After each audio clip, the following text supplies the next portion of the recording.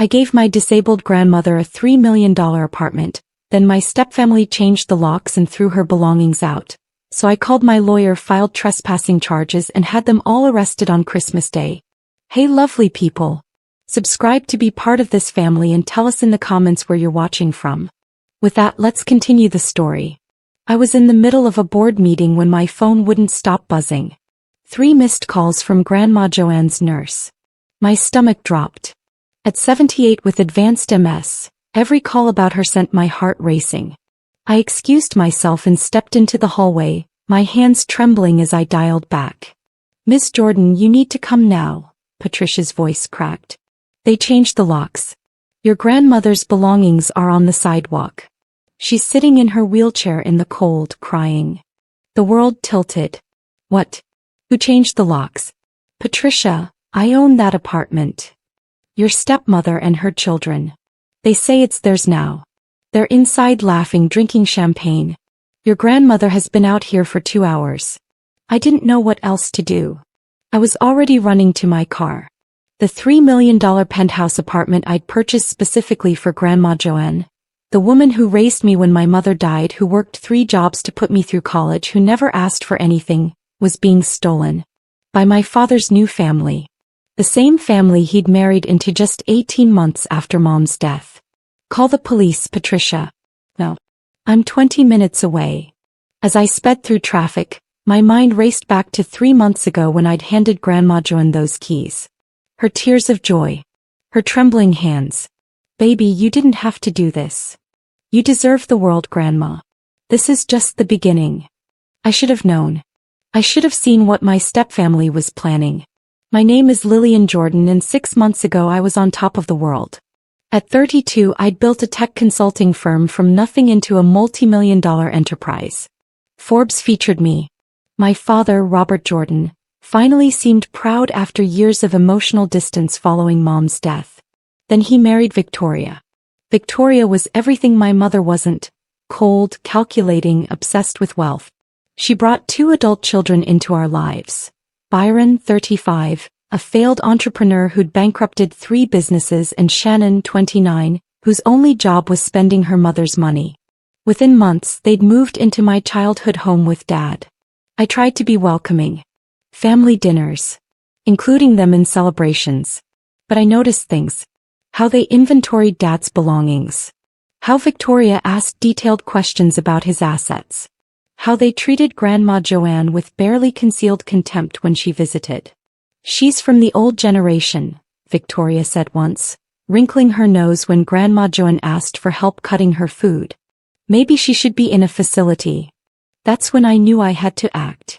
Grandma Joanne had lived in a small assisted living apartment, but she deserved better. She'd sacrificed everything for me. So I bought the penthouse, 3 bedrooms, 2 bathrooms, fully accessible with a stunning view. I hired Patricia full-time as her nurse. I made sure Grandma Joanne would spend her final years in comfort. I just never imagined my own family would try to take it from her. I arrived to find my worst nightmare made real. Grandma Joanne sat hunched in her wheelchair on the December sidewalk, Patricia's coat wrapped around her shoulders. Beside her, trash bags stuffed with her belongings. Her clothes, her photos, her medical equipment were strewn across the concrete like garbage. Grandma. I fell to my knees beside her. Her face was tear-streaked, her lips almost blue from cold. Lillian, baby, I'm so sorry. I tried to stop them. I told them you owned it, but they said. Her voice broke into sobs. Shoo, it's okay. I'm here now. I looked up at Patricia, who was furious. They came at noon with a locksmith. Said they had legal authority. When I called you, they started throwing things out the window. Her medication, Lillian. They threw her medication. I stood slowly, rage building in my chest like a living thing. Through the penthouse window I could see them. Byron, Shannon, and Victoria holding wine glasses, pointing at something and laughing. In my grandmother's home. 2 police officers were already there, looking uncertain. Ma'am, they claim they have documentation proving ownership. I have documentation too. This is my property. I purchased it outright 8 months ago. I pulled up my phone, showing them the deed, the closing documents, everything. These people are trespassing. My grandmother is the legal resident. They've committed elder abuse, trespassing, and theft. The younger officer's face changed. We'll need to see their documentation. Do it. And while you're at it, call for backup and an ambulance. My grandmother needs medical attention. Getting into that apartment felt like storming a castle. The officers knocked, and after 5 minutes, Byron finally opened the door, reeking of expensive cologne and arrogance. Can I help you, officers? He smiled like he didn't have a care in the world. Sir, we need to see documentation proving you have legal right to be here. Of course. He disappeared inside while Victoria appeared in the doorway, her eyes landing on me with pure venom. Lillian. How dramatic of you to call the police. This is a family matter. You threw my disabled grandmother into the street, I said, my voice deadly calm. Her medication is scattered on the sidewalk. This became criminal the moment you changed those locks. This apartment belongs to your father now. Therefore it belongs to his family, his real family. That old woman has been a burden long enough. The officer beside me stiffened. Even he was shocked. Byron returned with a folder, looking smug. Inside was a quitclaim deed, supposedly signed by me, transferring the property to my father. Dated 2 weeks ago. My signature, or a very good forgery, was at the bottom. My blood ran cold. That's fraud. I never signed that. Prove it, Victoria smiled. Your father has been concerned about your mental state lately. The stress of your business. He mentioned you'd been making erratic decisions. Giving away expensive properties to people who don't need them. The manipulation was breathtaking. You forged my signature. That's a felony. Bold accusation, Byron laughed. From someone who's clearly unstable. My client has never been more stable. The voice came from behind us. James Tuskegee, my lawyer and friend since law school, stood there with his briefcase and his trademark calm expression. I'd called him from the car. And if you're claiming she signed that document 2 weeks ago, we have a problem. Lillian was in Singapore 2 weeks ago, keynoting a conference. With about 500 witnesses, including 3 senators and a Supreme Court justice. Time-stamped photos. Video. Customs records. I watched the color drain from Byron's face. Victoria's smile faltered.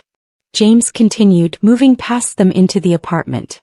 I'm also seeing what appears to be elder abuse, illegal eviction, theft of personal property and forgery. Officers, I strongly suggest you secure this scene as a crime scene. Now wait just a minute, Victoria started. No, you wait. Something inside me snapped. All the years of trying to be understanding. Trying to help Dad move on. Trying to welcome these parasites into our lives. That woman outside raised me. She worked herself to exhaustion to give me opportunities. She never asked for anything. And when I finally had the means to give her comfort, I pointed at Victoria, you decided she was disposable. You forged documents, you assaulted a disabled elderly woman, and you thought you'd get away with it because you married my father. Your father agreed to this. Victoria shouted, mask finally slipping. He signed off on everything. He said that old woman didn't deserve a $3 million apartment when his real family was struggling.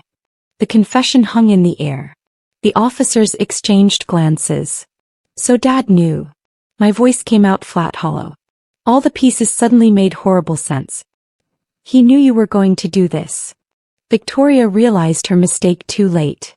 I didn't mean. Where is he? I demanded. Where's my father? At home, Shannon said quietly from the couch. She'd been silent until now and she looked uncomfortable. He didn't want to be here when we did it. Coward. My father, who I'd tried so hard to connect with after Mom died, who'd grown distant and cold, had orchestrated this. Or at least allowed it. Against his own mother. James put a hand on my shoulder. Lillian, let's focus on what we can control right now. He was right. I turned to the officers. I want them arrested. All 3 of them. I want charges filed for elder abuse, fraud, trespassing, and theft. I want a restraining order filed today. Lillian, be reasonable, Byron tried. This is your family. Do you really want to tear your family apart over a misunderstanding? You tore this family apart when you threw an elderly disabled woman onto the street in December. Patricia's voice rang out.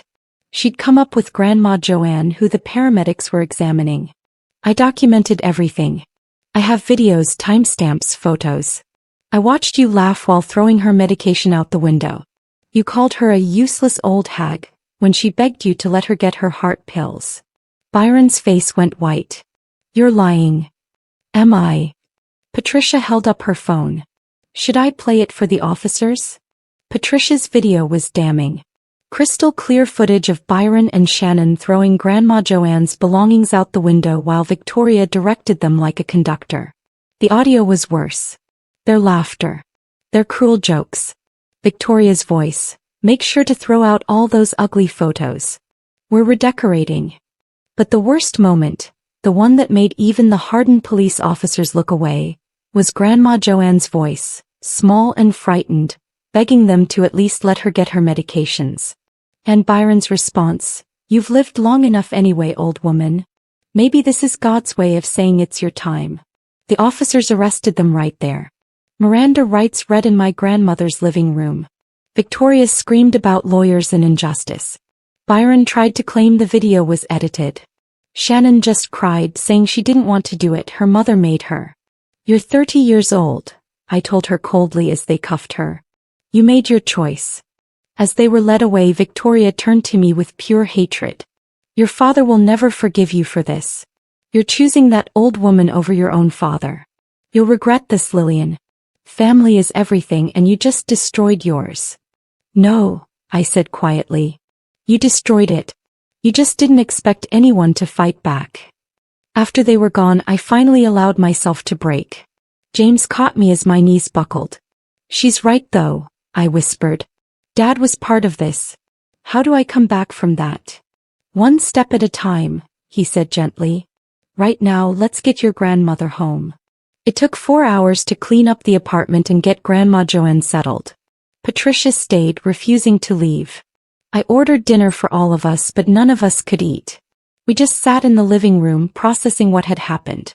"I should have told you sooner," Grandma Joanne said finally, her voice weak. "About your father." "Told me what?" I pulled my chair closer to her. She looked at me with those tired, knowing eyes. "Baby, your father changed after your mama died. Grief does that sometimes. But it's more than that. He's weak. Always has been. Your mama was his backbone. Without her, he's just hollow. Grandma, you don't have to." "Yes, I do." She gripped my hand with surprising strength. When Victoria came around, I saw it immediately. She's a predator. Found a wounded, wealthy man and sank her teeth in. And your daddy, he let her because it was easier than being alone. Easier than remembering what he lost. But you're his mother. How could he allow them to do this to you? Because Victoria convinced him I was in the way. That I was a reminder of his old life, his dead wife, his responsibilities. She wanted everything your mama built with him. The house, the money, the status. And I was just inconvenient. Tears rolled down her weathered cheeks. "But you, baby. You're your mama's daughter through and through. Strong. Principled. You fight back." I thought about my mother then. Dr. Sarah Jordan, the brilliant surgeon who'd balanced career and family with grace. Who'd taught me to stand up for what's right. Who'd loved Grandma Joanne like her own mother. "Mom would be ashamed of him," I whispered. "Yes," Grandma Joanne agreed. "Yes, she would." My father called at midnight. I stared at his name on my screen for 5 rings before answering. "Lillian." His voice was tight, controlled. "We need to talk." "Do we?" "Because it seems like you said everything you needed to say when you approved throwing your own mother into the street." Silence. "Then, it wasn't supposed to happen like that. Victoria said they were just going to talk to her, convince her to move to a smaller place. The penthouse is excessive for one person. So you did know." The confirmation still hurt even though I'd known. "Dad, they threw her belongings out like trash.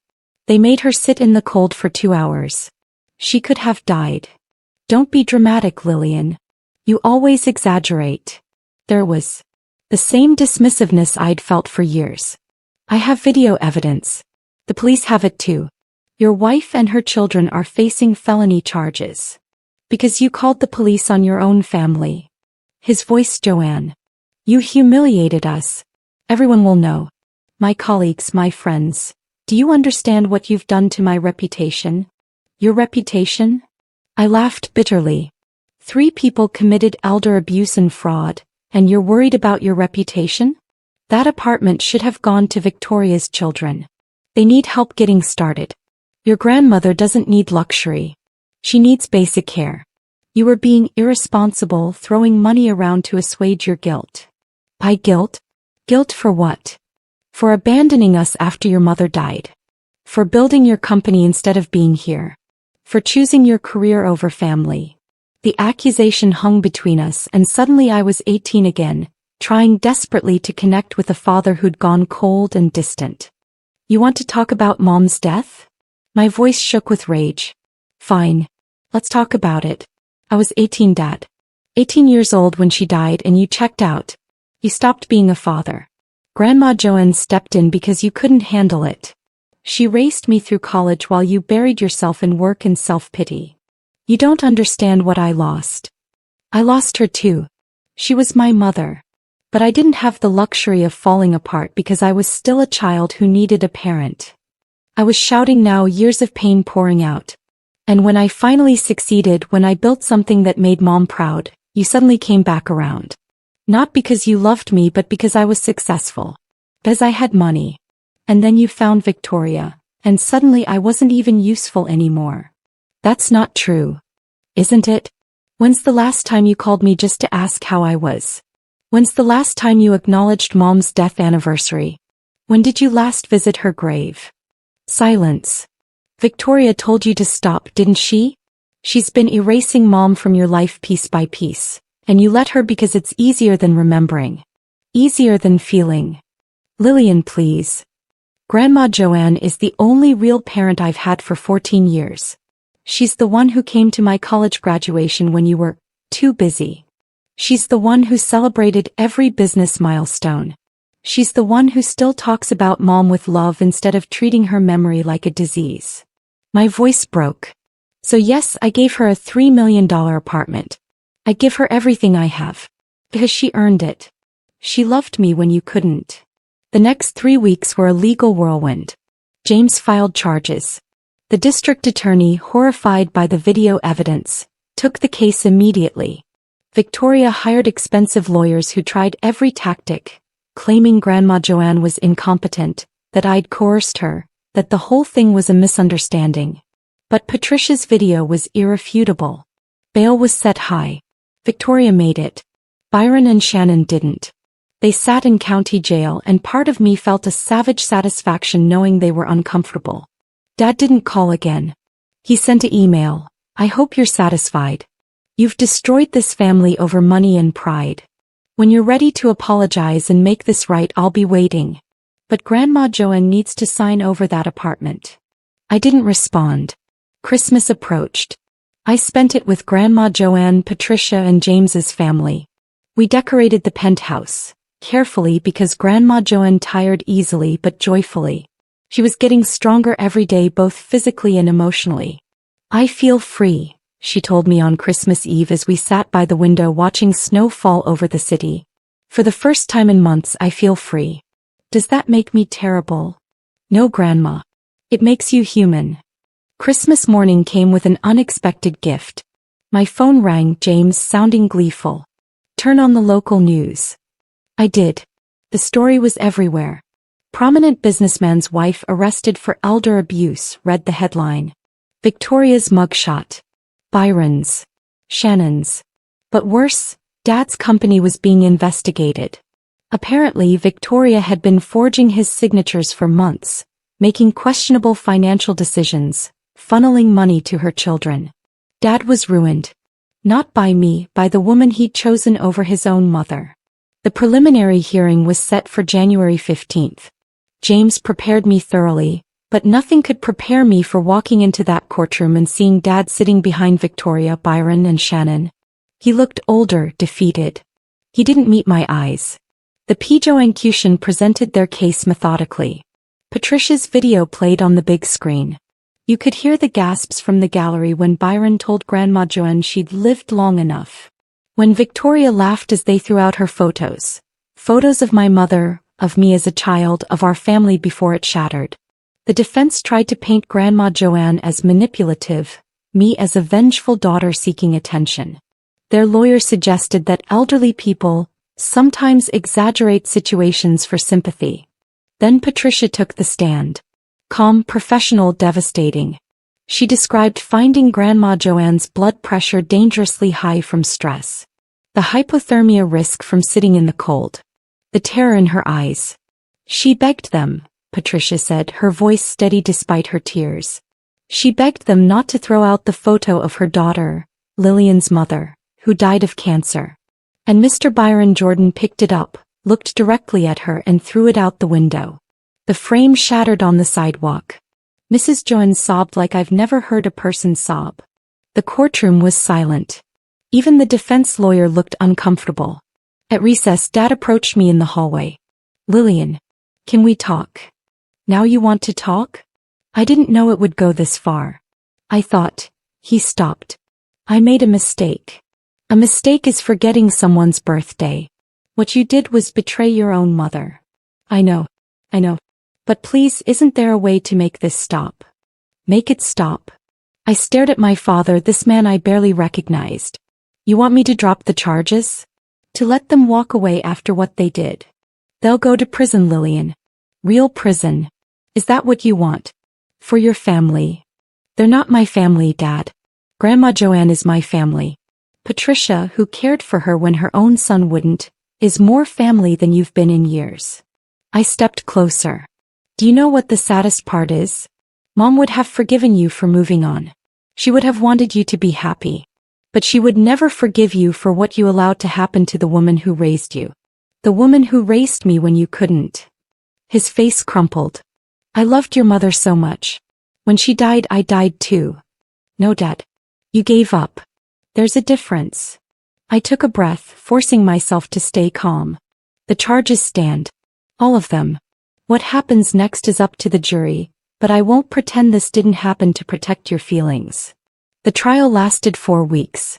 The jury deliberated for 6 hours. Guilty on all major charges.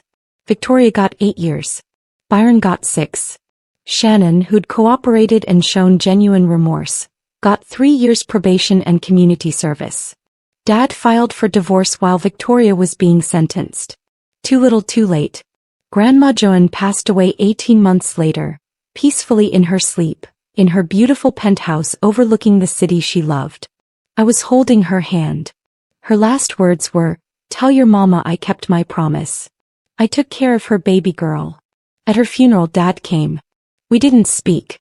We stood on opposite sides of the grave, 2 strangers mourning the only person who'd truly held our family together.